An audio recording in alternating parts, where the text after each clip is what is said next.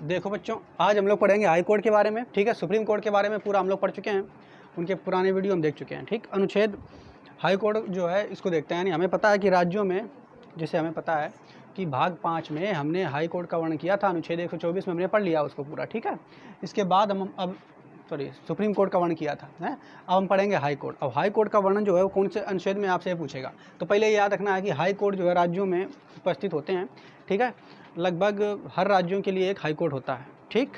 समझ पा रहे हो कि नहीं। लेकिन अभी हम आगे पढ़ेंगे कि हमारे देश में जितने राज्य हैं तो हाई कोर्टों की संख्या वर्तमान में कितनी हो गई, ये भी सब हम जानेंगे, और कौन से अनुच्छेद के तहत हम हाई कोर्ट का वर्णन करेंगे। इसके अलावा हाई कोर्ट का वर्णन कौन से भाग में है, तो ये बात आपको याद रखना। देखो सुप्रीम कोर्ट जो है भाग 5 में इसका वर्णन किया गया है, ठीक है। इसके अलावा जबकि हाई कोर्ट की बात करें तो ये भाग 6 में इसका वर्णन किया गया है, और अनुच्छेद 214 से लेकर के 231 के बीच हाई कोर्ट का ही वर्णन है। लेकिन सारे अनुच्छेद में नहीं पढ़ना है, कुछ जो मेन अनुच्छेद पूछे जाते हैं वही हमें ज्ञात पढ़ना है। जैसे यहाँ पे हमने बहुत सारी बातें लिख दी हैं, नियुक्ति, योग्यता, शपथ, ये सब चीज़ें लिखी हैं, किसी न किसी अनुच्छेद में हैं जरूर इसी के अंदर, लेकिन वो हमें सब इतने नहीं याद करने हैं, ठीक है। हमें जो मेन अनुच्छेद जो पूछे जाते हैं एग्जाम की दृष्टि से वही याद करने हैं। क्लियर, बात समझ पा रहे हो नहीं, ठीक है।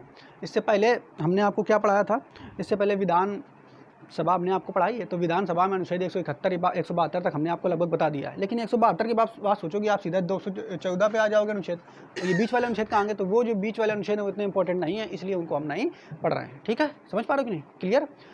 अच्छा, अब इधर देखते हैं। तो हाई कोर्ट का वर्णन किस में किया गया, भाग 6 में, और अनुच्छेद 214 से लेकर के 231 तक, ठीक। इसके बाद यहाँ पे देखेंगे, सबसे पहले आपसे पूछेगा कि जो बताइए हाई कोर्ट का जो गठन किया गया है ये कहाँ से लिया गया है, ठीक है, कहाँ से प्रेरित किया गया है। तो जैसे हमने आपको बताया था, सुप्रीम कोर्ट का जो प्रेरणा ली गई है वो कहाँ से ली गई, यूएसए के संविधान से, है, अमेरिका से ली गई है, ठीक है। कुछ उसका जो भाग है वो भारत शासन अधिनियम 1935 से लिया गया है। लेकिन अगर आप प्रश्न में पूछा जाता है कि सुप्रीम कोर्ट जो है वो कहाँ से लिया गया है उसका, तो आप बताओगे यूएसए, ठीक है। जबकि हाई कोर्ट की अगर बात करेंगे तो हाई कोर्ट की जो प्रेरणा ली गई है कि हाई कोर्ट हमारे देश में होगा, ये कहाँ से लिया गया है, तो भारत शासन अधिनियम 1935 में जो भारत शासन अधिनियम आया था उसके तहत सुप्रीम कोर्ट का गठन किया गया है। बात समझ पा रहे कि नहीं। तो भारत शासन अधिनियम मतलब उस समय अंग्रेजों का अधिकार ही था। लेकिन आप जब पढ़ोगे तब आप ये भी बताया था कि पहली बार सुप्रीम कोर्ट का गठन कब किया गया था। तो कुछ बच्चे ये भी पढ़ते हैं कि सुप्रीम कोर्ट का पहली बार गठन जो है 1861 में किया गया था, यानी 1861 का एक्ट आया था, है ना। और उसके बाद 1862 में सुप्रीम कोर्ट पहली बार बनाया गया था। तो कहते फिर पहली बार जब वहाँ बन गया था तो हम ये क्यों पढ़ें कि भारत शासन अधिनियम 1935 के तहत गठन किया जाएगा। तो देखिए ये समझना है आपको कि जो 1861 में पहली बार एक्ट आया था जिसमें सुप्रीम कोर्ट के गठन की बात थी, जिसको 1862 में लागू किया गया था, तो वहाँ पे केवल और केवल 3 सुप्रीम कोर्टों की चर्चा की गई थी, ठीक है। क्योंकि उस समय जब अंग्रेजों का शासन था तो 3 प्रेसिडेंसी क्षेत्र थे। कितने प्रेसिडेंसी क्षेत्र थे, 3। कौन कौन से थे, एक था बम्बई, एक मद्रास, और एक कौन सा था, कलकत्ता, ठीक है। बम्बई, मद्रास, कलकत्ता, 3। यानी तो यहाँ पे समझिए कि 1861 में जो ये एक्ट आया था तो उसमें 1862 में जो सुप्रीम कोर्ट के गठन की बात की गई थी तो केवल 3 हैं हमारे भारत की, ये 3 हैं, कलकत्ता शहर, मुंबई शहर और मद्रास। कलकत्ता को इस समय कोलकाता कहते हैं, बम्बई को मुंबई कहते हैं, मद्रास को चेन्नई कहते हैं, ठीक है। तो इनमें केवल 3 प्रेसिडेंसी क्षेत्र थे, ठीक है। जहाँ पे यहाँ पे आपको इतनी बात याद रखना। तो इससे प्रेरित नहीं है, क्यों, क्योंकि ये पहली बार आए तो थे, लेकिन ये भारत के 3 शहरों में थे। लेकिन 1935 का जो अधिनियम आया है उसमें ये बताया गया था कि भारत में जितने राज्य हैं सभी राज्यों के लिए एक कम से कम हाई कोर्ट जरूर होना चाहिए, ठीक है। तो वर्तमान में जो व्यवस्था है वो इसी के तहत है। इसलिए आपसे अगर प्रश्न पूछा जाएगा कि जो हाई कोर्ट की व्यवस्था है ये किस अधिनियम के तहत है या किस से प्रेरित है, तो ऑप्शन में जो भी देगा तो आप क्या लगाओगे, भारत शासन अधिनियम 1935, क्लियर, ठीक है। जबकि सुप्रीम कोर्ट की बात करेगा तो क्या बताओगे, यूएसए से प्रेरित है, क्लियर, ठीक है। अच्छा, अब यहाँ पे देखो कुछ अनुच्छेद है वो भी हमें पढ़ लेने। तो अनुच्छेद कौन कौन सा, पहले यहाँ पे 214, 216, 231, ये 3 अनुच्छेद याद करने, ज़्यादा आपको अनुच्छेद इसमें नहीं याद करने हैं। और हैं तो यहाँ से 214 से लेकर 231 के बीच सारे हैं, ठीक है। तो सारे में नहीं पढ़ने, इतने सारे अनुच्छेद हैं तो आप सब थोड़ा पढ़ रहे हैं। सबको मेन कॉन्सेप्ट आपको पता होना चाहिए। जो मेन अनुच्छेद पूछे जाते हैं वो हम आपको बताते चल रहे हैं। जैसे 1 से लेकर के आपको लगभग 150 तक तो हमने बता ही दिए हैं, 171-72 तक हैं। बीच में थोड़े बहुत गायब हुए जो इंपॉर्टेंट नहीं है। ऐसे यहाँ पे थोड़े बहुत कम करेंगे जो इंपॉर्टेंट नहीं है, लेकिन जो इंपॉर्टेंट है वो आपको याद रखना है। तो 214 में क्या है, सुप्रीम कोर्ट। राज्यों के लिए एक क्या होगा, हाई कोर्ट, क्या होगा, हाई कोर्ट, उच्च न्यायालय। राज्यों के लिए क्या होगा, हाई कोर्ट एक 214 में, ठीक। 216 में उसके गठन की बात की गई है। तो आपसे पूछेगा कि हाई कोर्ट का जो है वर्णन किस में किया गया, तो आप बताओगे 214 में, ठीक है।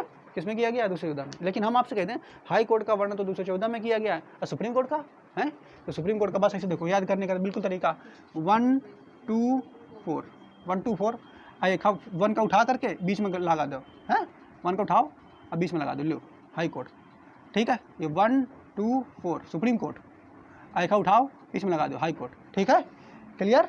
तो याद कर लेना, इसका अनुच्छेद का गठन बिल्कुल सरल है, ठीक, क्लियर। इसके अलावा डिस्ट्रिक्ट कोड आएगा तो उसका अनुच्छेद अलग है, वो हम बाद में पढ़ेंगे।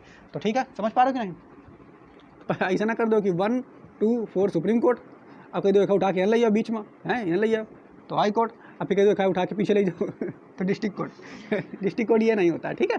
तो ये 1, 2, 4 ये क्या हो गया तुम्हारा सुप्रीम कोर्ट, और 2, 1, 4 ये क्या हो गया हाई कोर्ट, ठीक है। यहाँ तक इतना याद रखना, जब डिस्ट्रिक्ट को पढ़ेंगे तो उसका अनुच्छेद हम आप याद करेंगे बाद में, ठीक है, क्लियर। इसके बाद 216 में क्या है, आपको गठन बताया गया, किसका गठन, हाई कोर्ट का, ठीक है।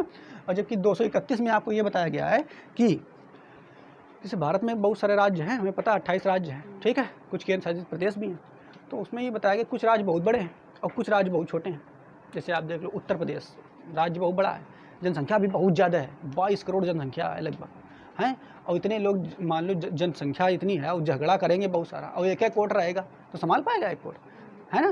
तो इसके लिए क्या किया जाता है कि अगर जो राज्य बहुत बड़ा है, उसकी जनसंख्या बहुत है, और उसमें लड़ाई झगड़ा बहुत ज़्यादा मामले बहुत आते हैं ये वाले, तो उसके लिए हाई कोर्ट एक नहीं, उसके लिए एक राज्य के लिए 2 भी हाई कोर्ट हो सकते हैं, 2 या 3 भी हो सकते हैं, ठीक है। जैसे अपना उत्तर प्रदेश है तो उत्तर प्रदेश के लिए 2 हैं, एक इलाहाबाद हाई कोर्ट और उसी की एक संस्था बनाई गई लखनऊ में, तो उत्तर प्रदेश के लिए 2 हैं, इलाहाबाद और क्या है लखनऊ, ठीक है। बात समझ पा रहे हो नहीं। जैसे तुम्हारा महाराष्ट्र है तो महाराष्ट्र में भी 2 हैं, ठीक है, एक शायद तुम्हारा औरंगाबाद में है और एक और शायद मुंबई में है शायद, है ना, समझ पा रहे हो नहीं। तो 2 वहाँ पे भी, तो क्योंकि ये राज्य जो है इनकी जनसंख्या भी बहुत है, क्षेत्रफल भी बड़ा है, तो इनके राज्यों के लिए मामले बहुत ज़्यादा आएंगे, तो उनको सल्टाने के लिए क्या है, ये 2 ही हाई कोर्ट का गठन किया जाएगा, क्लियर। लेकिन कुछ राज्य ऐसे जो बहुत छोटे हैं, जैसे अगर आप चलो जिनको हम जिन राज्यों को 7 सिस्टर्स के नाम से जानते हैं, ठीक है, जैसे तुम्हारा हो गया असम, मेघालय, त्रिपुरा, इन सब राज्यों की बात करें तो पहले क्या था, इन 7 राज्यों के लिए केवल हाई कोर्ट का गठन था, ठीक है, 7 राज्यों के लिए एक हाई कोर्ट, लेकिन बाद में इनको बढ़ाया गया।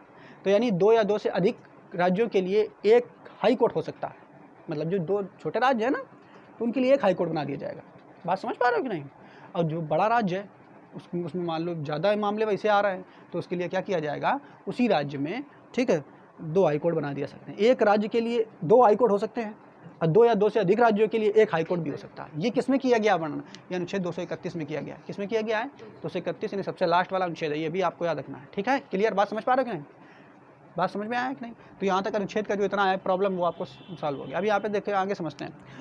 आपसे पूछ सकता है कि वर्तमान समय में बताइए कि कुल कितने हाई कोर्ट हैं, ठीक है। तो आप देखोगे कि हमारे भारत में राज्य कितने हैं, कुल इस समय वर्तमान में 28 हैं, 28 राज्य हैं, तो अच्छा मतलब 28 होने चाहिए हाई कोर्ट, या फिर केंद्र शासित प्रदेश मिला करके 8 और जोड़ दोगे तो कभी उसके लिए अलग अलग बना देंगे, 7 है ना, हाँ, तो उनको देख लोगे तो उतने हाई कोर्ट हो जाएंगे, तो ज़्यादा हो जाएंगे, तो ऐसा नहीं है। तो वर्तमान समय में जो हाई कोर्टों की संख्या है कुल 25 है। कितनी है, कुल 25, ठीक है, जिसमें से 24 जो है ये राज्यों के लिए है, 24 जो है राज्यों के लिए है, और एक जो है केंद्र शासित प्रदेश के लिए है। तो केंद्र शासित प्रदेश एक किसके लिए है, दिल्ली के लिए। ये अभी आपको याद रखना है कि ऐसा कौन सा केंद्र शासित प्रदेश है जिसके लिए केवल और केवल अलग से उसके लिए हाई कोर्ट बनाया गया, हाई कोर्ट का गठन किया गया। तो दिल्ली के लिए, दिल्ली एकमात्र केंद्र शासित प्रदेश है जिसके लिए अलग से हाई कोर्ट का गठन किया गया है। बाकी अन्य जो केंद्र शासित प्रदेश हैं उनके लिए अलग से हाई कोर्ट का गठन नहीं किया गया। ये बात भी आपको याद रखना है, ठीक है। ये प्रश्न आपसे पूछ लेता है डायरेक्ट। टोटल हाई कोर्ट वर्तमान में कितने हैं, 25, ठीक है, और 24 जो है राज्यों के लिए है और एक किसके लिए है, केंद्र शासित प्रदेश। केंद्र शासित प्रदेश कौन है, दिल्ली। 2019 में टोटल 2019 के पहले जो थे 24 हाई कोर्ट थे, लेकिन वर्तमान में लेटेस्ट में है कोर्ट हाई कोर्ट बनाया गया है, ठीक है। तो वो कहाँ का बनाया गया है 2019 में, तो उसको आप लोग पता करोगे, तो हम आंध्र प्रदेश में बनाया गया शायद, है ना, उसको देख करके अभी बताएंगे। जब इनकी लिस्ट हम आपको बताएंगे, मतलब ये जो वीडियो है इसके लास्ट में हम आपको 24 जो हाई कोर्ट है उनके बारे में बताएंगे। कुछ हाई कोर्ट ऐसे हैं जिनको मतलब क्या है, उनका जो मुख्यालय है, मुख्यालय का मतलब समझते हो, जहाँ पे वो मेन रूप से कार्य करते हैं, तो उनका मुख्यालय उनके राजधानी में ना होकर के अन्य शहरों में है। जैसे अगर आप देखोगे यूपी, तो यूपी का अगर बात करें कि यूपी का जो मुख्य उच्च न्यायालय है वो कहाँ पर है, तो मेन रूप से उसकी जो शाखा है वो कहाँ पे, इलाहाबाद, मेन शाखा जो है वो इलाहाबाद में, ठीक है। जबकि राजधानी क्या, लखनऊ। तो जितने राज्य हैं उन राज्यों में से कुछ राज्य ऐसे हैं, ठीक है, जिनका जो हाई कोर्ट है उनका मुख्यालय जो है वो उनके राजधानी में ना होकर के अन्य दूसरे शहर में है। ठीक है, तो उन राज्यों को हमें याद करना पड़ेगा। तो ये बाद में हम पढ़ेंगे, या तो नेक्स्ट वीडियो में पढ़ेंगे, या तो अगर वीडियो छोटा रहा तो इसी में देख लेंगे। ठीक है, आगे देखते हैं। यहाँ पे एक चीज़ और समझिए, जैसे हम आपसे बताएं, ये बात आपको समझ में आ गई होगी। इसके बाद अगर हम आपसे कह दें कि जैसे सुप्रीम कोर्ट होता है, तो सुप्रीम कोर्ट जो होता है, सुप्रीम कोर्ट के मुख्य न्यायाधीश को क्या कहते हैं? Chief justice of India. Supreme court के मुख्य न्यायाधीश को क्या कहते हैं? Chief justice of India. Chief justice of India कहते हैं कि नहीं? यानी जो सुप्रीम कोर्ट का मुख्य न्यायाधीश है, वो सुप्रीम कोर्ट का मुख्य न्यायाधीश तो है, साथ ही साथ उसे भारत का मुख्य न्यायाधीश भी कहेंगे।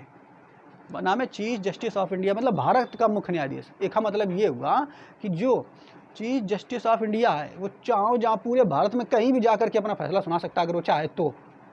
मतलब ये जरूरी नहीं कि केवल सुप्रीम कोर्ट में बैठ करके सुना, अगर वो चाहे कि मतलब हमें नहीं, हम जा करके किसी भी प्रदेश में जा करके सुना दें तो अपना फैसला वहाँ सुना सकता है। जहाँ भी चाहे, जहाँ बैठ जाए वहीं पे उसके लिए अदालत हो जाएगा। बात समझ पा रहे हो नहीं? तो चीफ जस्टिस ऑफ इंडिया नाम है उसका, चीफ जस्टिस ऑफ इंडिया, पूरे भारत का जस्टिस ऑफ इंडिया है वो, है ना? बात समझ पा रहे हो नहीं? लेकिन अगर हम बात करें हाई कोर्ट के मुख्य न्यायाधीश की, तो हाई कोर्ट के मुख्य न्यायाधीश की बात करें तो जैसे अगर हम ये कह दें, तो हाई कोर्ट के मुख्य न्यायाधीश को क्या कहते हैं? High court chief justice of, जैसे मान लो हम कहते हैं राजस्थान के मुख्य न्यायाधीश, राजस्थान के हाई कोर्ट का मुख्य न्यायाधीश, तो क्या उसका नाम होगा? Chief justice of Rajasthan high court.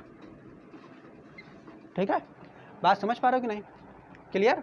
तो ये इनका जो पद है, तो ये क्या करेंगे? मान लो राजस्थान के मुख्य न्यायाधीश हैं, तो राजस्थान का जो उच्च न्यायालय है वहीं पर बैठ करके ये अपना फैसला सुना सकते हैं। बात समझ पा रहे हो कि नहीं? ठीक है, ऐसे अब बिहार के कहते हैं मुख्य न्यायाधीश, उच्च मुख्य न्यायाधीश जो होगा उसको क्या कहेंगे? तो chief justice of Bihar high court. ठीक है, बात समझ पा रहे हो कि नहीं? क्लियर? तो ये बात भी आपको याद रखनी है, जबकि जो तुम्हारा सुप्रीम कोर्ट का मुख्य न्यायाधीश होता है वो पूरे भारत का मुख्य न्यायाधीश होता है। क्लियर? ये भी बात आपको याद रखनी है। ठीक है, अच्छा, इसके बाद यहाँ पे समझते हैं। अब हम कुछ यहाँ पे टर्म ली हैं, ये जितने भी हमने आपको यहाँ पे लिखे हुए हैं पॉइंट, इन पॉइंटों से प्रश्न पूछ लेते हैं बहुत ज़्यादा, लेकिन इनका अनुच्छेद भी होता है, लेकिन अनुच्छेद हमें नहीं याद करना है। ठीक है, अनुच्छेद से ज़्यादा प्रश्न नहीं आते हैं। कितने सारे आप अनुच्छेद याद करोगे? नहीं याद कर पाओगे ना उतने ज़्यादा। तो सबसे पहले नियुक्ति की बात करेंगे। ठीक, तो देखो इधर यहाँ पे अगर हम बात करें सबसे पहले कि नियुक्ति जो है कौन करता है, तो नियुक्ति बिल्कुल आपको याद रखना, राष्ट्रपति करते हैं। ठीक, जबकि हमने आपको बताया था कि जो सुप्रीम कोर्ट के न्यायाधीश होते हैं उनकी भी नियुक्ति कौन करता है? राष्ट्रपति ही करते थे, यहाँ भी राष्ट्रपति करते हैं। लेकिन राष्ट्रपति ऐसा नहीं कर देते कि कोनो को उठा के बना दें। मैं नियुक्ति करते हैं तो राष्ट्रपति क्या करेंगे? ऐसा अगर सिस्टम होता तो राष्ट्रपति क्या करते हैं? अपने परिवार के कोनो सदस्य को उठा के बन जाएगा सुप्रीम कोर्ट के मुख्य न्यायाधीश, अपने मर्जी से बना दें हाई कोर्ट के मुख्य न्यायाधीश। मतलब तुम उधर बन जाओ, तुम उधर बन जाओ, सब परिवार के सदस्यों को मुख्य न्यायाधीश बना दें। हैं, सैलरी कितनी ज़्यादा होती है? हैं, 2.5 लाख होती है, और सब फैकल्टी सारी चीज़ें मिलती है, तुम ये लोग बन जाओ यार। तो ऐसा नहीं कर सकते, ये सलाह लेना पड़ेगा इनको। किनसे सलाह लेना पड़ेगा? तो हमने आपको बताया था कि जब सुप्रीम कोर्ट के जो न्यायाधीश होते हैं उनकी नियुक्ति करते हैं तब भी राष्ट्रपति सलाह लेते हैं। लेते थे राष्ट्रपति सलाह की नहीं? यहाँ पे भी सलाह लेते हैं। तो यहाँ पे किससे किससे सलाह लेते हैं? देखिए, सबसे पहले जब भी किसी व्यक्ति को हाई कोर्ट, मान लो यूपी है, ठीक, यूपी की हाई कोर्ट में जजों की नियुक्ति करनी है, न्यायाधीशों की नियुक्ति करनी है, तो किससे सलाह लेंगे राष्ट्रपति जी? तो पहले चीफ जस्टिस ऑफ इंडिया, यानी सुप्रीम कोर्ट के मुख्य न्यायाधीश, यानी न्यायाधीशों का न्यायाधीश कौन है? यही तो है, न्यायाधीशों का न्यायाधीश कौन है? यही तो है, चीफ जस्टिस ऑफ इंडिया, पूरे भारत का न्यायाधीश है। तो इससे सलाह पर ले लेंगे। फिर उसके बाद इनके अलावा जो उस राज्य का राज्यपाल होगा उससे सलाह लेंगे। राज्य का राज्यपाल का मतलब आप जान रहे हो, है ना? ठीक है, जैसे उत्तर प्रदेश का राज्यपाल है उससे सलाह लेंगे। उसके अलावा हाई कोर्ट के जो मुख्य न्यायाधीश हैं उनसे भी सलाह लेंगे। ठीक है, मेरी बात समझ पा रहे हो नहीं? यानी किसी भी हाई कोर्ट में अगर किसी भी न्यायाधीश को नियुक्त करना है तो राष्ट्रपति करेंगे जरूर, लेकिन सलाह सबसे पहले किससे लेंगे? सुप्रीम कोर्ट के मुख्य न्यायाधीश से। उसके सुप्रीम कोर्ट के मुख्य न्यायाधीश से सबसे पहले सुप्रीम कोर्ट के मुख्य न्यायाधीश से लेंगे सलाह, सबसे बड़ा तो वही है ना। उसके बाद राज्यपाल से लेंगे, उस राज्य के राज्यपाल से सलाह लेंगे, और उसके बाद फिर किससे लेंगे? हाई कोर्ट के, यानी वहाँ पे जिसमें जहाँ पे भेजना है किसी न्यायाधीश को, तो वहाँ का जो हाई कोर्ट है, हाई कोर्ट का जो मुख्य न्यायाधीश है उससे सलाह लेंगे। सलाह लेने के बाद, इन तीनों लोग से सलाह लेने के बाद तभी ये राष्ट्रपति जी किसी व्यक्ति को हाई कोर्ट का मुख्य न्यायाधीश नियुक्त करते हैं। मेरी बात समझ पाए कि नहीं? क्लियर? ठीक है, तो ये वाला पॉइंट आपको याद हो गया नियुक्ति के संदर्भ में। इसके अलावा देखो, योग्यता, किसी को अगर हाई कोर्ट का न्यायाधीश बनाना है तो उसके अंदर क्या योग्यता होनी चाहिए? पहली बात तो योग्यता में भारत का नागरिक तो होना ही चाहिए। ये सुप्रीम कोर्ट के में जो न्यायाधीश अगर बनाना है तो उसमें भी योग्यता में हमने पढ़ाया था, भारत का नागरिक तो होना ही चाहिए था उसको, है ना। उसके अलावा इसमें याद रखना, देखो इसमें क्या है, 10 वर्ष न्यायाधीश रह चुका हो, साथ ही या 10 वर्ष न्यायाधीश रह चुका हो, या फिर 10 वर्ष हाई कोर्ट में वकीलत का अनुभव प्राप्त किया हो। मतलब देखो इसका मतलब क्या है कि अगर कोनो व्यक्ति को न्यायाधीश बनाया जाता है, कहाँ का, उच्च न्यायालय का, हाई कोर्ट का, तो उसके पास 10 वर्ष का न्यायाधीश का अनुभव हो। फिर तो 10 वर्ष का न्यायाधीश का अनुभव है, तो न्यायाधीश तो वो बनने जा रहा है, 10 वर्ष का न्यायाधीश का अनुभव कैसे होगा उसके पास फिर। तो देखो ये बात याद रखना है कि डिस्ट्रिक्ट कोर्ट में उसके पास, डिस्ट्रिक्ट कोर्ट मतलब समझ रहे हो ना, क्योंकि हमने आपको ये भी पढ़ाया है कि हमारे भारत में जो न्याय व्यवस्था है वो एकीकृत न्याय व्यवस्था है, ठीक है। सबसे ऊपर सुप्रीम कोर्ट, फिर उससे नीचे हाई कोर्ट, उससे नीचे डिस्ट्रिक्ट कोर्ट। तो यानी अगर कोनो व्यक्ति को हम यहाँ का न्यायाधीश बनाना चाहते हैं, हाई कोर्ट का अगर हम न्यायाधीश बनाना चाहते हैं, तो उसके पास पहली बात तो भारत का नागरिक हो, दूसरा अनुभव क्या होना चाहिए, या तो वो डिस्ट्रिक्ट कोर्ट में 10 साल न्यायाधीश रहा हो, 10 साल न्यायाधीश रहा हो, कहाँ रहा हो, डिस्ट्रिक्ट कोर्ट में। अगर 10 साल का अनुभव है न्यायाधीश का, तो वो जा करके हाई कोर्ट में क्या बन सकता है, न्यायाधीश बन सकता है। या फिर अगर ये ना हो तो फिर क्या हो, तो फिर उसके पास 10 वर्ष का अनुभव हो वकालत का। लेकिन वकालत का 10 वर्ष का अनुभव कहाँ पे होना चाहिए उसके पास, हाई कोर्ट में होना चाहिए, डिस्ट्रिक्ट कोर्ट में नहीं, हाई कोर्ट में। ये बात याद रखना है, ठीक है। कहाँ पे होना चाहिए, हाई कोर्ट में। लेकिन एक प्रश्न हम आपसे पूछते हैं जो हम आपको पढ़ा चुके हैं कि अगर कोनो व्यक्ति सुप्रीम कोर्ट का न्यायाधीश बनना चाहता है, कहाँ का बनना चाहता है, सुप्रीम कोर्ट का न्यायाधीश बनना चाहता है, तो उसके पास पहली योग्यता तो हम आपको बता देते हैं कि वो भारत का नागरिक होगा, और 2 योग्यताएं जो हैं वो आपको बताना है, ठीक है। इसके अलावा 2 अन्य योग्यताएं जो थी इसकी जैसी, वो आपको बतानी है। जल्दी से बताओ क्या थी। देखो इधर, तो यहाँ पे क्या है, इसके लिए हमने आपको बताया था कि अगर कोनो व्यक्ति सुप्रीम कोर्ट का न्यायाधीश बनना चाहता है तो उसके पास हाई कोर्ट में 5 वर्ष न्यायाधीश, ठीक है, रहा हो, या फिर 10 वर्ष 10 वर्ष, ठीक है, हाई कोर्ट में वकालत का अनुभव हो। किसका अनुभव हो, वकालत। मेरी बात समझ पा रहे हो कि नहीं। तो यहाँ 5 और 10 था, यहाँ 5 और 10 था, लेकिन यहाँ पे 10-10, यानी यहाँ पे आपको क्या रखना है, न्यायाधीश का जो भी एक्सपीरियंस होना चाहिए वो 10 साल का होना चाहिए, वकालत का एक्सपीरियंस भी जो होना चाहिए वो 10 साल का होना चाहिए। लेकिन यहाँ पे न्यायाधीश का जो एक्सपीरियंस होना चाहिए 5 साल का, और वकालत का 10 साल का ही होना चाहिए, ठीक है। क्लियर, सुप्रीम कोर्ट के लिए है ये बेटा, ठीक। ये बात हमने आपको सुप्रीम कोर्ट में पढ़ाई थी। चलो इसको छोड़ते हैं, शपथ की बात करते हैं, ठीक है। शपथ, तो देखो यहाँ पे शपथ कौन है, हाई कोर्ट के न्यायाधीश को शपथ कौन दिलाता है, तो बिल्कुल बनी सी बात है, जैसे वहाँ पे आपको पता है सुप्रीम कोर्ट के जो न्यायाधीश होते हैं उनको शपथ कौन दिलाता है, राष्ट्रपति। तो ऐसे ही यहाँ पे हाई कोर्ट के न्यायाधीश को शपथ कौन दिलाएगा, राज्यपाल, ठीक है। शपथ यहाँ कौन दिलाएगा, राज्यपाल। वहाँ पे शपथ कौन दिलाता था, सुप्रीम कोर्ट के राष्ट्रपति, ठीक है। इसके बाद आगे चलते हैं यहाँ पे कार्यकाल। तो कार्यकाल देखो यहाँ पे याद करना है, हाई कोर्ट के न्यायाधीशों का कार्यकाल जो है वो 62 वर्ष होता है। ये बहुत इंपॉर्टेंट क्वेश्चन है, बहुत बार पूछा आता है, 62 वर्ष होता है, ठीक है। जबकि सुप्रीम कोर्ट के न्यायाधीशों का कार्यकाल कितने वर्ष होता है, 65 वर्ष, ठीक है। यहाँ से प्रश्न बहुत पूछ लेते हैं क्योंकि बच्चे 65 वर्ष जनरली याद करते हैं, ठीक है। तो पूछेगा हाई कोर्ट में जो वकालत का एक्सपीरियंस है वो कितने वर्ष का, मतलब कितने समय तक कोई व्यक्ति काल कर सकता है, तो 62 वर्ष तक। जबकि सुप्रीम कोर्ट की बात करेगा तो 65 वर्ष तक, ठीक है। इसके बाद आगे देखते हैं, त्याग पत्र की बात करेंगे अगर, तो त्याग पत्र हाई कोर्ट के न्यायाधीश किसको देते हैं, राष्ट्रपति को, ठीक है। और जबकि सुप्रीम कोर्ट के न्यायाधीश भी किसको देते हैं, यहाँ से भी प्रश्न बनता है, ठीक है। यहाँ पे आप लोग ऐसे ना लगाना, त्याग पत्र ऐसा कह दो, त्याग पत्र सुप्रीम कोर्ट के न्यायाधीश त्याग पत्र किसको देते थे, राष्ट्रपति को, हैं। तो हाई कोर्ट के न्यायाधीश त्याग पत्र किसको देंगे, तो उत्तर में दिमाग में लगेगा राज्यपाल को देंगे। लेकिन ऐसा नहीं है, यहाँ पे आपको याद रखना, यहाँ भी थोड़ा सा डिफरेंट है, देखो बिल्कुल है, आप वैसा नहीं बनाओगे। दोनों जो है त्याग पत्र किसको देते हैं, राष्ट्रपति को ही देते हैं। तो पहली बात क्या है, उम्रों का डिफरेंट है। एक तो यहाँ से मिल गया क्वेश्चन, यहाँ से प्रश्न पूछ लेता है कार्यकाल कितने वर्ष का होता है, तो सुप्रीम कोर्ट वाला 65 वर्ष, ठीक, हाई कोर्ट वाला 62 वर्ष। ऐसे याद कर सकते हो, सुप्रीम कोर्ट बड़ा तो ज़्यादा समय तक, हाई कोर्ट छोटा तो कम समय तक, 62 वर्ष, ठीक है। यहाँ पे त्याग पत्र, तो त्याग पत्र दोनों लोग किसी को देंगे, ठीक है, चाहे सुप्रीम कोर्ट का न्यायाधीश हो चाहे हाई कोर्ट का न्यायाधीश हो, राष्ट्रपति को ही त्याग पत्र दिया जाता है, ठीक है। राज्यपाल को यहाँ नहीं दिया जाता। राज्यपाल वहाँ क्या कराते हैं, शपथ कराते हैं, ठीक है। शपथ का केवल राज्यपाल का काम है, नियुक्ति राष्ट्रपति करेंगे, त्याग नियुक्ति क्योंकि उन्होंने कराया था राष्ट्रपति ने, तो त्याग पत्र भी तो वही लेंगे ना, ये ऐसे याद कर लो, नियुक्ति उन्होंने कराया था तो त्याग पत्र भी वही कराएंगे, ठीक है। अब हटाने की प्रक्रिया, मान लो किसी भी जज के ऊपर भ्रष्टाचार का आरोप लग गया, ठीक है, या फिर किसी गलत तरीके से उसने जज का पद ग्रहण कर लिया है, और ये आरोप सिद्ध करने के लिए क्या है, उसको हटाना है। तो हटाने की जो प्रक्रिया है सुप्रीम कोर्ट में हमने आपको बताई थी, बिल्कुल जो प्रक्रिया होती है महाभियोग के समान होती है, जैसे राष्ट्रपति को हटाया जाता है उसी तरीके से हटाने की प्रक्रिया इनकी भी है, ठीक है। लेकिन वहाँ पे हम महाभियोग शब्द का प्रयोग नहीं करते हैं, ये बात भी आपको याद रखना है। तो जिस तरीके से राष्ट्रपति मतलब सुप्रीम कोर्ट के न्यायाधीशों को हटाया जाता है, उसी तरीके से हटाने की प्रक्रिया भी यहाँ पे है। तो सुप्रीम कोर्ट के न्यायाधीशों को हटाने की जो प्रक्रिया है उसके लिए आप क्या कर लो, सुप्रीम कोर्ट का जो वीडियो हमने आपको पढ़ाया है उसमें आप देख सकते हो, ठीक है। अब यहाँ पे हम डिटेल में उसको नहीं बताएंगे, ठीक। तो यहाँ पे आप हटाने की प्रक्रिया किसके समान है, सुप्रीम कोर्ट के न्यायाधीश को जिस तरीके से हटाया जाता है उसी तरीके से यहाँ पे भी हटाते हैं इनको, ठीक है। इसके बाद यहाँ पे देखेंगे जजों की संख्या में बदलाव।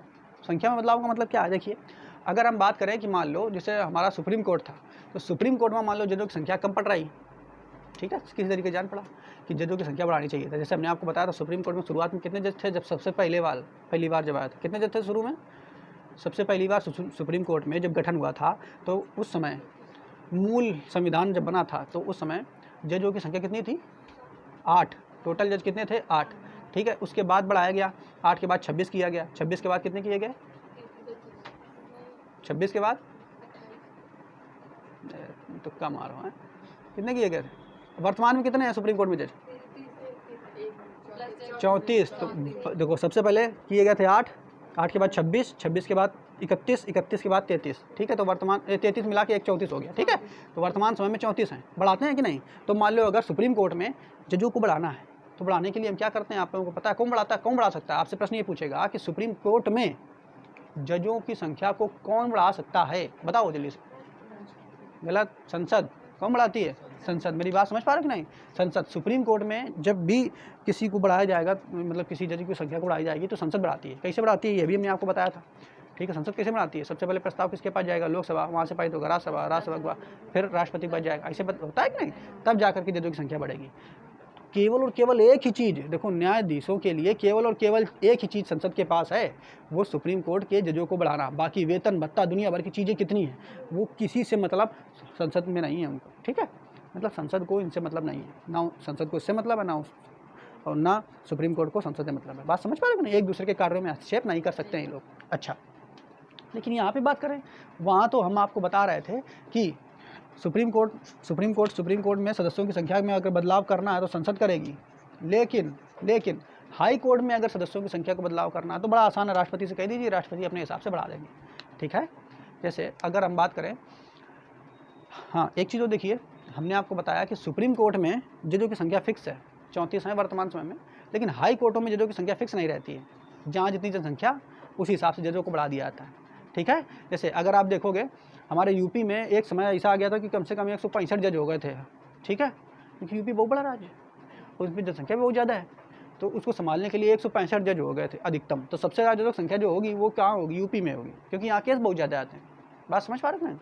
जबकि अन्य राज्य जो छोटे छोटे राज्य हैं उन राज्यों में जजों की संख्या कम होती है, तो ये संख्या पर निर्भर करता है, ठीक है। तो आपसे ये भी प्रश्न पूछ सकता है कि बताइए हाई कोर्ट में जजों की संख्या का निर्धारण कौन करता है, तो जजों का संख्या का निर्धारण जो है राष्ट्रपति ही करेंगे, बढ़ाएंगे आगे बढ़ाएंगे घटाएंगे, राष्ट्रपति अपने मर्जी से बढ़ा देते हैं, मतलब कहने पर राष्ट्रपति जो है ये बढ़ा देते हैं या घटा देते हैं, ठीक है, क्लियर। लेकिन इसमें वो प्रक्रिया नहीं जो इनमें है सुप्रीम कोर्ट वाले में दुनिया भर के लिए था ना, संसद में लेकर के जाओ, इससे पास कराओ, उससे पास कराओ। इसमें क्या है, राष्ट्रपति डायरेक्ट जो है देखेंगे, अच्छा इसमें कम लग रहा है जज, चलो बढ़ा देते हैं। या फिर अगर क्या है, कोई है जैसे यूपी है, तो यूपी का जो हाई कोर्ट है, यूपी के हाई कोर्ट के जो उच्च न्यायाधीश हैं वो कहेंगे कि देखो यहाँ पे जजों की संख्या कम पड़ रही है, केस बहुत ज़्यादा आ रहे हैं, यहाँ जनसंख्या इतनी ज़्यादा है, एक देश के बराबर तो जनसंख्या है यहाँ पे, है। यूपी को अगर एक देश बना दिया जाए तो दुनिया का 6वें नंबर का सबसे ज़्यादा आबादी वाला देश बन जाएगा यूपी हमारा, ठीक है, समझ पा रहे हो कि नहीं।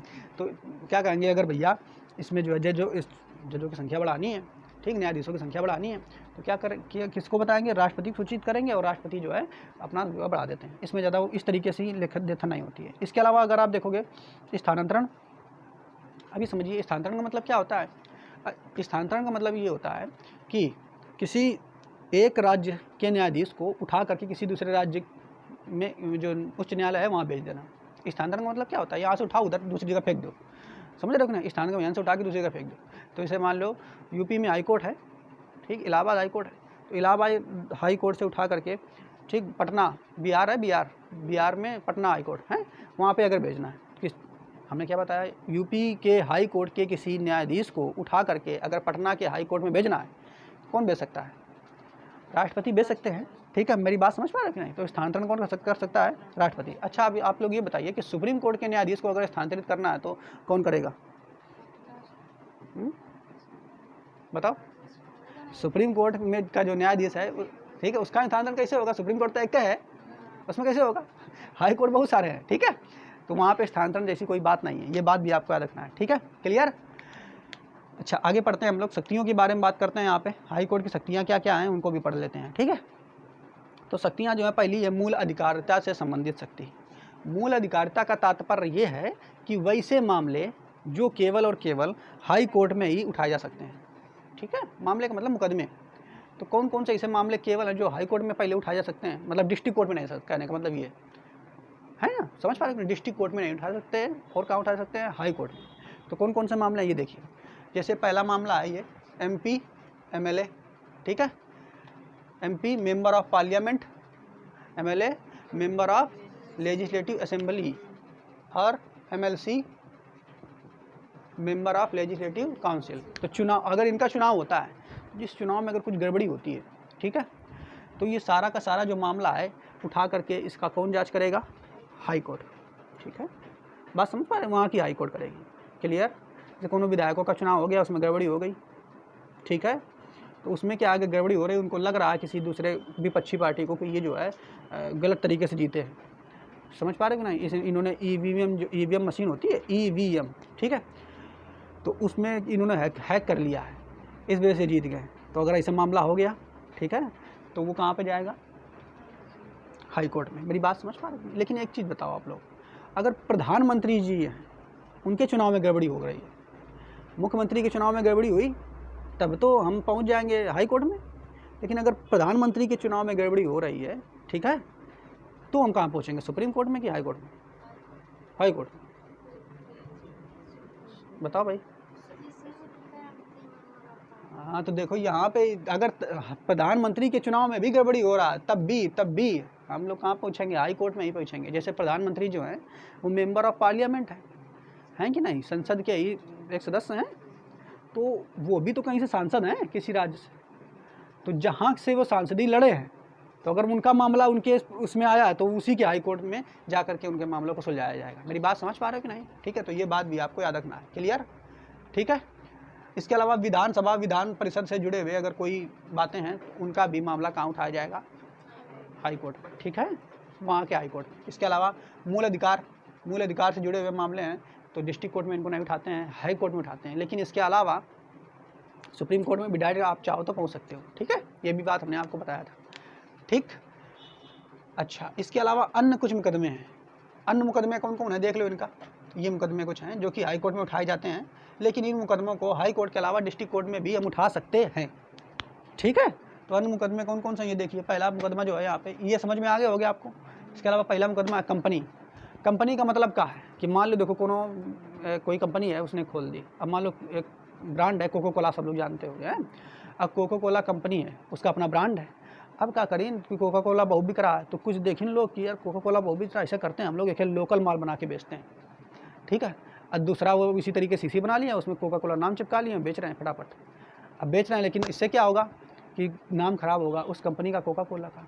अब ये जो चीज़ें बनाएंगे हो सकता है कि रद्द क्वालिटी बना के बेच रहे हो, हैं, पैसा उतना ले रहे हो, ठीक। अब जब तक कंपनी को नहीं पता तब तो ठीक है, बेच लो डरले से तुम। लेकिन जैसे कंपनी को अगर पता चला कि ये तो हमारे नाम से लोकल काम बना करके बेच रहे हैं, तो ऐसी स्थिति में क्या है, ये वाला जो मामला डायरेक्ट जा करके ये किसमें, हाई कोर्ट में शिकायत कर सकते हैं। अब हाई कोर्ट फिर क्या करेगी, देखिए मान लो जितने का माल इन्होंने, जितने का ये मानहानि कहेंगे कि इन्होंने हमारी कंपनी का इतना घाटा करा दिया है, तो जितना का वो सब बेचे होंगे सब पूरा पूर्ति करनी पड़ेगी उन लोगों को, नकलचियों को। बात समझ पा रहे हैं। तभी देखिए आप लोग कभी कभी कोई पुस्तक आती है, जैसे हम फिजिक्स की ले लो, कुमार मित्तल 12th क्लास में है, तो उसमें लिखा रहता है कॉपीराइट का मतलब इस पुस्तक, उसमें लिखा रहता है इस पुस्तक को किसी तरीके से तोड़ मरोड़ कर या अन्य साधनों से हैं लोकल बना करके बेचने का प्रयास ना करें, अन्यथा इसका जो न्यायालय वाला क्षेत्र होगा वो हाई कोर्ट होगा, लिखा रहता है, आप लोग कभी देखना। और ऐसे यहाँ पे सी बना रहता है, सी मतलब कॉपीराइट अधिकार है। कॉपीराइट का मतलब इसकी जो बनाने के अधिकार हैं वो किसके पास हैं, इस कंपनी के पास, ठीक है। तो अगर कॉपीराइट मतलब किसी भी किताब हो गई या फिर कोई ब्रांड, कंपनी का कोई ब्रांड है, उस ब्रांड का लोकल तुम प्रतिलिपि बना करके बेचना अगर चाह रहे हो, ठीक है, तो वो अगर शिकायत कर देगा ब्रांड जिसका है मूल, तो वो कहाँ शिकायत करेगा, हाई कोर्ट में। और ये सारे मामले कहाँ देखे जाएंगे, हाई कोर्ट में। मेरी बात समझ पा रहे हो कि नहीं, वहाँ के हाई कोर्ट में, क्लियर, ठीक है। और जो फिर लोकल वाला पकड़ा गया ना, कायदे सुनाएगा फिर वो, समझ रहे हो कि नहीं। जितना वो ये फिर जितना कंपनी वाले चार्ज लगा देंगे कि हमारा इतना का नुकसान हुआ, चाहे वो नुकसान हुआ है वो चाहे ना हो, भाई होगा तो ही। जब तुम लोकल माल बेच रहे हो तो उनका माल बिचेगा नहीं, तुम्हारा माल बिचेगा। तो बाकी तुमने जितनी मेहनत की सब वो हर्जवा लेगा। जितना मान लो 1 साल से तुम कंपनी चला रहे हो तो 1 साल से जितनी इनकम की सब वो हर्जवा लेगा। और साथ ही साथ मुकदमे में लड़ने में जो पैसा सब वो खर्च करेगा कौन? मेन कंपनी वाला वो पैसा भी कहेगा कि ये इतना पैसा हमें मुकदमा लड़ने में लगा, ये दिलाओ। समझ रहे हो कि नहीं। तो कॉपीराइट, जैसे कॉपीराइट में सिस्टम होता है, ठीक। जैसे अब यूट्यूब है, यूट्यूब प्लेटफॉर्म है, तो यूट्यूब में मान लो किसी का मूल वीडियो है। अब मूल वीडियो जो है वो उठा करके तुम अपने चैनल पर डाल दिए, ठीक, 2-3 डाल रहे हो, कमाई कर रहे हो। अब मान लो यूट्यूब वाले जिसका मेन चैनल है उसका वीडियो उठा के तुम अपने में डाल रहे हो, और उसको पता लग गया कि ये जो है हमारे वीडियो को उठा करके अपने वीडियो में डालता है। इससे पढ़ाई, इस समय पढ़ाई के क्षेत्र में क्या है कि सब लोग अपने एप्लीकेशन में पढ़ाते हैं और वो अपना कोर्स बेचते हैं। तो एप्लीकेशन में पढ़ा करके अपना कोर्स बेचते हैं, मान लो 3000 4000 का जो भी बेच रहे हैं अपना कोर्स। और तुम क्या करूँ कि उनका कोर्स जो है उठा करके कॉपी कर ली लूँ, कॉपी का मतलब रिकॉर्ड कर लेते हैं, और रिकॉर्ड करने के बाद यूट्यूब पर डाल लो, फ्री में उपलब्ध करा रहे हो। तो वो जो व्यक्ति है तुम्हारे खिलाफ कॉपीराइट वाला ये करा देगा, क्योंकि वो भी कंपनी है ना एक तरीके से, अब करा देगा। और फिर उसके अलावा तुम्हारे ऊपर केस हो जाएगा। इसके अलावा ट्रेडमार्क एक होता है, ट्रेडमार्क। तो ट्रेडमार्क जो खाने पीने वाली जो वस्तुएं होती हैं उनमें लगभग होता है, ठीक है। तो वो ट्रेडमार्क भी उनके लिए होता है, ये भी कंपनी के तहत आता है। ऐसा अगर कोनो मामला है तो वो भी कंपनी के तहत आएगा। इसके अलावा, ठीक, ये देखो वसीयत उत्तराधिकारी। वसीयत उत्तराधिकारी का इसका मतलब क्या होता है ये समझिए। जैसे कोई व्यक्ति है, ठीक है, उनके मान लो कोई व्यक्ति है, उसके माता पिता की जितना भी संपत्ति होगी उसका उत्तराधिकारी कौन होगा? उसका वो उनके बच्चे होंगे कि नहीं। अब मान लो कोनो दूसरा व्यक्ति आ गया, ठीक है, और उसने क्या किया, ज़बरदस्ती उनकी संपत्ति को हड़प लिया, ठीक है। तो ऐसे संपत्ति वाले, वसीयत वाले जो मामले होंगे वो भी कहाँ पे देखे जाते हैं? वो भी तुम्हारे हाई कोर्ट में देखे जाते हैं। मान लो, समझ पा रहे हो कि नहीं। जैसे मान लो तुम्हारी ज़मीन है, ठीक, तुम्हारे पापा की ज़मीन होती है, तुम मान लो विदेश में रह रहे हो हैं, और मग स्थानीय गाँव के निवासी जो है वो कब्जा कर लेंगे, ठीक। जबकि वसीयत के असली मालिक कौन है? तुम, क्योंकि तुम बाहर रह रहे हो हैं। अब जब तुम आज देखा कि हमारी ज़मीन में कब्जा हो गया, तुमने कहा उन लोगों से कि हमारा जो ज़मीन है उसको छोड़िए, ये मेरी ज़मीन है। और वो लोग नहीं छोड़ रहे कि ना हम लोग 10 साल से जोत रहे हैं, कहा छोड़ दें, ठीक है। तो ऐसा मामला जो होगा वो कहाँ, वसीयत वाला मामला, ये भी हाई कोर्ट में ही सुलझाया जाएगा। मेरी बात समझ। डिस्ट्रिक्ट कोर्ट में सुलझा सकते हैं, लेकिन हाई कोर्ट में जाना ज़्यादा उपयुक्त है। इसके अलावा विवाह शादी, ठीक, विवाह शादी ये वाला मामला कौन वाला है? तो मान लो देखो, जो लड़का लड़की जो होते हैं 18 प्लस हो गए, 18 साल के, 18 का लड़का 18 की लड़की, ठीक, 18 साल के हो गए। अब मान लो इनके का है कि ये एक दूसरे से प्रेम संबंध रख रहे हैं। अब ये चाहते हैं कि हम विवाह करें, तो अगर ये विवाह करना चाहते हैं तो 18 प्लस अगर हो गए तो जाओ सीधा डिस्ट्रिक्ट कोर्ट में जा सकते हो, हाई कोर्ट में भी जा सकते हो। लेकिन डिस्ट्रिक्ट कोर्ट में अगर जाओगे तो डिस्ट्रिक्ट कोर्ट में जाने में क्या रहता है, जो परिवार वाले रहते हैं वो पहले बैठे रहते हैं डिस्ट्रिक्ट कोर्ट में किनारे कि अगर तनको मिल गया तो यहीं पीट के सही कर दे इन लोगों का। लेकिन तुम डायरेक्ट अगर हाई कोर्ट पहुँच गए, तो हाई कोर्ट अगर पहुँच गए तो वहाँ सिक्योरिटी टाइट रहती है। अब हाई कोर्ट जल्दी ये पहुँच नहीं पाएंगे लोग हैं। तो ये लोग वाले जो मामले वाले होते हैं विवाह वाले, जिनको ये 18 प्लस होना चाहिए, लेकिन दोनों अगर 18 से एक भी अगर कम हुआ तो टुनाएंगे, यही ज़्यादा है समझ रहे कि नहीं। अगर मान लो लड़की 18 से कम हुई, 17 साल की है, और लड़का 18 साल का, तो लड़का बिठाएगा कि तुम नाबालिग को लेकर के आए, वो तो पकड़ के जेल में डाल देंगे। लेकिन दोनों अगर 18 साल के हैं, अब वो प्रेम संबंध करना चाहते हैं, शादी करना चाहते हैं, और घर वाले नहीं मान रहे हैं, परिवार वाले नहीं मान रहे हैं, तो ये माना आता है कि 18 साल में व्यक्ति वयस्क हो चुका है, वो खुद सोचने समझने लायक हो गया है। तो हाई कोर्ट के पास डायरेक्ट जाओ। अब वो कहा है हाई कोर्ट इन लोगों का शादी करा दी, इसको कहते हैं कोर्ट मैरिज है। लेकिन अब क्या है कोर्ट मैरिज में, लेकिन अब क्या जो हाई कोर्ट है, अभी देखो बहुत सारे मामले हाई कोर्ट के पास चले आ रहे हैं। तो हाई कोर्ट का तुम लोग कैसे चले आओ? तो अच्छा मेरे को बता रहे हाई कोर्ट का दी। अब देखो पहले अगर तुम हाई कोर्ट में डायरेक्ट आओगे तो 50,000 रुपये जमानत राशि हमें दो मतलब 50,000 हमें दो, सिक्योरिटी के रूप में हम रख लेवे। जब तुम्हारा ब्याह जो है फल फूल जाइए तब फिर तुम्हें बाद में वापस करेंगे, ठीक है। तो अब ये मामले कम जाने लगे हाई कोर्ट में, नहीं तो पहले सीधा 18 में नहीं 18 हो जाने के बाद उतनी तमीज़ थोड़ा रहती है, जरूरी थोड़ा कि 18 के बाद बिल्कुल। हाँ, ये हम मानते हैं कि व्यक्ति जो है समझदार हो जाता है, लेकिन उतना भी वयस्कता नहीं आती है। 21 के बाद जो है व्यक्ति के अंदर ज़्यादा चीज़ें सोचने समझने की आती हैं। तो 18 का प्लस अगर हो गया, ठीक है, तो पहुँच जाते दिल्ली जा करके, चलो हाई कोर्ट पहुँच जाए। तो हाई कोर्ट का तुम लोग ज़्यादा लो भाई, 50,000 रुपये जमानत राशि जैसे देवे, तो ये तुम लोगों की हवा टाइट हुई है, ज़्यादा भागे तो घर से तो ये चीज़ें गलत है। वैसे भाग के शादी करने वाला सिस्टम गलत है। ये अलग अलग धर्मों वाला, जैसे ये भी होता है, अलग अलग धर्म में शादी कर लेते हैं, फिर बाद में शादी यदि तुड़ा जाती है तो तलाक देते हैं। तो वो वाले तलाक वाले जो मामले होते हैं वो भी कहाँ जाएंगे? हाई कोर्ट में जाएंगे। तो पहले तो मुस्लिमों में बड़ा ही बेकार का काम था, 3 बार बोल दिया तलाक तलाक तलाक, लो काम खत्म ऐसे ठा गोली 3 बार मार दी, काम खत्म, जाओ तुम्हारे तो तलाक, तो ये कौन सा नियम है? तो इसको हटा दिया गया है कि 3 बार तलाक बोल दिया तो उस लड़की की ज़िंदगी खराब कर दिया तुम हैं। इसका मतलब जैसे मान लो ये तो कोई लड़का एक लड़का जो है हिंदू है और लड़की मुस्लिम है, अब मान लो ये दोनों शादी कर लिए, या फिर ऐसा मान लो लड़की जो हिंदू है लड़का मुस्लिम है शादी कर लिए, तो दोनों का कल्चर अलग होगा। देखो कल्चर का समझ रहे हो, हिंदू संस्कृति अलग होती है और मुस्लिम संस्कृति अलग होती है। तो लड़का क्या चाहेगा, लड़का चाहेगा कि लड़की जो है बुर्का पहन के रहे, और लड़की क्या चाहेगी कि हम साड़ी पहन के रहें, और दोनों मतभेद होगा किसी तरीके से। त्यौहार अगर आएंगे तो उनका त्यौहार अलग है, उनका त्यौहार अलग है, तो ये मतभेद उत्पन्न करेंगे एक दूसरे, और उत्पन्न करेंगे तो कुछ दिन बाद लड़ाई झगड़ी होगी, लड़ाई झगड़ी होगी तो फिर ये पहले प्रेम संबंध किए थे, अब जाके तलाक मांगेगी जा करके, है ना। तो जहाँ तक जो शादियाँ रहती हैं वो एक ही कल्चर वाली होनी चाहिए, तो यार सही है, तो उनमें मनमुटाव कम होता है। जैसे अभी 2 IAS अधिकारी, टीना डाबी और उनका एक पति हैं, वो भी IAS, दोनों IAS हैं, उन्होंने पहले प्रेम संबंध कर लिया, दोनों IAS बने थे, टॉपर थे, और उसके बाद प्रेम संबंध कर लिया। अब उनका जो संबंध है, अब वो कह रहे हमें एक दूसरे तलाक चाहिए, क्योंकि हम दोनों के जो कल्चर है और मतलब व्यवहार है वो मेल नहीं खाता है, तो हम लोगों का तलाक चाहिए। बात समझ पा रहे हो? तो कल्चर क्यों मेल खाएगा भाई? अगर आप ये देखो, उसका सोचने का तरीका अलग है, आपका तरीका अलग है, दोनों का कल्चर बिल्कुल डिफरेंट है। आप लोग अगर समायोजित कर पा रहे हो तो ठीक है, नहीं कर पाए तो फिर तलाक पे ही सिस्टम आता है। समझ पा रहे हो नहीं? तो तलाक के बहुत सारे कारण हैं। और मान लो देखो, अगर ऐसा देख लो, कौन लड़की मान लो शहर की है और गाँव का लड़का है, अगर उनको शादी करा दिए तो ये भी नहीं सही रहेंगे। शहर की लड़की गाँव में मान लो इतनी पैंट पहन के घूमेगी, गाँव वाला लड़का क्या करेगा, साड़ी पहन के आओ, इतना मुँह ढक के आओ, तो मेल खाएंगे क्या? नहीं मेल खाएंगे। तो यहाँ पे तलाक का जो है सिस्टम आ जाता है। अब मान लो लड़की कोनो गांव की है और लड़का शहर की, तो लड़का एडजस्ट कर सकता है लेकिन अगर इसी सिस्टम भाई गांव की लड़की है तो वो अपना चलेगी उस हिसाब से, साड़ी धोती अपना पहन करके, तो वो एडजस्ट कर सकता है। लेकिन अगर लड़की जो है शहर की है और गाँव का लड़का है, तब इस समय एडजस्ट नहीं हो सकता। समझ पा रहे कि नहीं?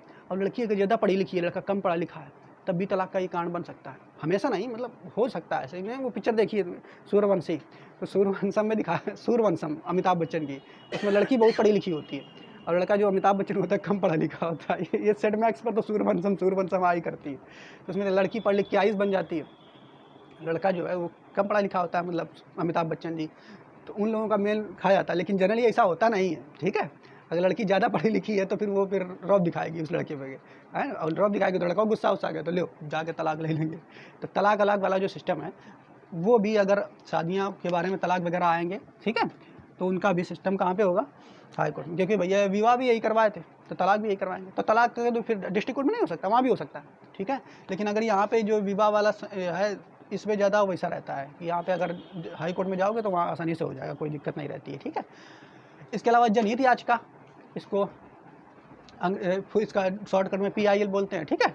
जनहित याचिका क्या होती है? मान लो सरकार का कोई भी चीज़ के बारे में आपको जानकारी प्राप्त करनी है, या किसी भी व्यक्ति के द्वारा, ठीक है, किसी अन्य का मुकदमा उठाना है, तो उसके लिए जो है जनहित याचिका के संबंधित जो मामले हैं, ठीक है, वो भी आपको इसमें हाई कोर्ट से संबंधित होंगे। मेरी बात समझ पा रहे हैं कि नहीं? तो जनहित याचिका ये अलग से चीज़ है, इसको कभी टाइम मिलेगा तो अलग से बता देंगे, ठीक है। इसके अलावा रीट संबंधी अधिकारिता, रीट अधिकारिता ये क्या होता है? तो रीट आपको पता है 5 प्रकार की रीट जो है सुप्रीम कोर्ट जारी कर सकती है, लेकिन हाई कोर्ट भी तो रीट जारी करती है 5 प्रकार की। जो वो 5 प्रकार की जारी करेगी वो भी ये भी जारी कर सकती है। सुप्रीम कोर्ट जो रीट है कौन अनुच्छेद के तहत जारी करती है? हमने आपको बताया था, बताओ। सुप्रीम कोर्ट कौन से अनुच्छेद के तहत रीट जारी करती है, बताओ? अनुच्छेद 32। सुप्रीम कोर्ट कौन से अनुच्छेद के तहत जारी करती है? अनुच्छेद 32। जबकि हाई कोर्ट रीट जो है कौन से अनुच्छेद के तहत जारी करती है, बताओ? सुप्रीम कोर्ट 32, हाई कोर्ट 200 कितना होता है? 216 है? 216 होता है कि 31 होता है, देख लेना, 216 होता है सर, ना। इसके बाद देखो यहाँ पे देखेंगे अपीली अधिकार का, अपील, हाँ 26 है, सॉरी 226 होता है, सही कर लो इसको बेटा, 226 होता है, ठीक है। ये थोड़ा हमको याद नहीं था, इसको लिख लो। हाई कोर्ट 226 के तहत जारी करती है, ठीक। रीट कितने प्रकार की होती है? 5 प्रकार की, ठीक है। इसके लिए ट्रिक भी बताई थी, बंदी, पति पर में असर, उसका अधिकार है, उसके लिए आप याद कर लो, है बंदी, प्रत्यक्षीकरण, परमादेश, दुनिया भर की चीज़ें 5 प्रकार की, आप उनको याद कर लोगे। अपीली अधिकारिता, अपीली अधिकारिता का मतलब क्या होता है? अपील इसमें कर सकते हो, किसमें? हाई कोर्ट में, ठीक है। यानी इसका मतलब क्या, देखिए, अगर कोनो मामला डिस्ट्रिक्ट कोर्ट में अपील किया गया है, वहाँ से न्याय सही नहीं दिया गया है, तो उसके लिए तुम हाई कोर्ट में जाकर के अपील कर सकते हो। हाई कोर्ट से नहीं न्याय तुमको सही से मिला तो सुप्रीम कोर्ट में अपील कर सकते हो। तो अपीली अधिकारिता भी इसके पास है। इसके अलावा अभिलेख न्यायालय, अभिलेख न्यायालय का मतलब क्या है? जैसे हमने आपको बताया था कि सुप्रीम कोर्ट अगर किसी नए मामले के बारे में कोई किसी व्यक्ति को, ठीक है, कोई सज़ा दे रहा है, किसी नया मामला जिससे जो संविधान में नहीं वर्णित है, तो जो सज़ा देगा वो अभिलेख बन जाएगा पूरे भारत के लिए। बात समझ पा रहे हैं? तो अभिलेख बन जाएगा उसी तरीके से, पूरे भारत के लिए बन जाएगा। उसी तरीके से अगर कोनो नया मामला हाई कोर्ट में चला आया, ठीक है, जो सुप्रीम कोर्ट उससे पहले सज़ा उसमें नहीं सुनाई थी, तो हाई कोर्ट अगर सुनाई है तो वो पूरा अभिलेख बन जाएगा कहाँ, उस प्रदेश के लिए। नहीं, प्रदेश के जितने डिस्ट्रिक्ट कोर्ट हैं उसी के तहत आप सज़ा देंगे। बात समझ पा रहे कि नहीं? तो इसमें भी अभिलेख का अधिकार इसको दिया गया। न्यायिक पुनरावलोकन, न्याय पुनरावलोकन का मतलब क्या होता है? न्याय पर पुनः विचार करना। मतलब हमने आपको बताया था कि सुप्रीम कोर्ट से अगर मान लो कोनो न्याय दिया है उसने और कोनो गलती हो गई है तो उसको सुधारने के लिए पुनः उस पर विचार किया जा सकता है। ऐसे ही हाई कोर्ट के पास भी शक्ति है। क्लियर? इसके अलावा और कौन शक्ति है? सभी डिस्ट्रिक्ट कोर्ट का पर्यवेक्षण करना, मतलब सभी डिस्ट्रिक्ट कोर्ट की जो है देख रेख करना। ठीक है, ये सब चीज़ें जो हाई कोर्ट के बारे में। तो उम्मीद है आपको हाई कोर्ट के बारे में सब बातें समझ में आई होंगी। अब हम ये नेक्स्ट वीडियो में पढ़ेंगे कि जो हाई कोर्ट हैं, टोटल हाई कोर्ट हमारे पास जितने हैं 25, उनको पढ़ेंगे कि उनका मुख्यालय कहाँ कहाँ पे है, ये भी हमें याद करना। तो हम ये याद कर लेंगे कि वैसे जो हाई कोर्ट है जिनका मुख्यालय उनकी राजधानी में नहीं है, तो ऐसे हाई कोर्ट जिनका मुख्यालय उनकी राजधानी में, उनको याद कर लो। तो जिनका राजधानी में तो अपने आप याद हो जाएगा। ठीक है, उसके साथ ही ऐसे हाई कोर्ट जो एक से ज़्यादा राज्यों को संभालता है उनको याद कर लेंगे। तो ये याद कर लेंगे, बाकी सारे अपने आप याद हो जाएंगे, क्योंकि राजधानी तो आपको यादें होंगी। समझ पा रहे कि नहीं? ठीक है, चलो अच्छा, इसके बाद